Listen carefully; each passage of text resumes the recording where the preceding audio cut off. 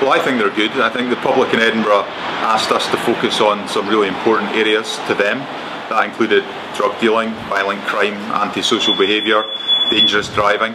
And in all of those areas we've seen some fantastic improvements. We changed our shift pattern in January of this year, in the middle of January, and we returned over 180 officers back to community policing roles across the entire city, in every community. That's a real step in the right direction in terms of embedding local policing into the city itself. And do you think the message is getting through to would-be criminals in Edinburgh that you are out to get them?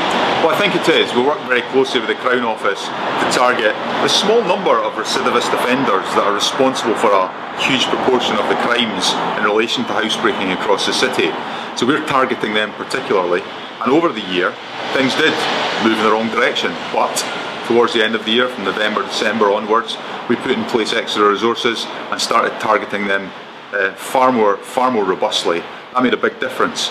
And this year, to date, up to this month, we've seen a big reduction in the number of housebreakers, the number of house breakings across the city, and an increase in the number of housebreakers that are being arrested.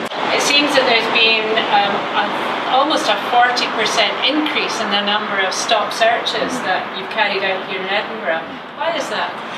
Stop and search is a really important tactic in driving down violent crime in particular. And what we found over the year was that by employing that tactic more robustly, in the right places, at the right times, to the right people, we saw a big increase in the number of recoveries of offensive weapons, stolen property, drugs, and other illicit goods. So whilst the numbers have increased, we still feel it's a very appropriate tactic to employ. It resulted in almost 1 in 5 people who were stopped and searched being found in possession of something that was illicit or illegal. Well, there's been a lot done around developing the quality of our intelligence to make sure we understand where are our violent hotspots, where is stolen property being sold, where are kids or other people carrying knives, and where should we target that behaviour. And by understanding the intelligence better, which I think we do, by briefing that out to police officers, we give them the tools to do their job more effectively and to keep the people of Edinburgh safer. And we'll work very closely with our partners and with the public to make sure that people can indeed sleep safely in their beds at night.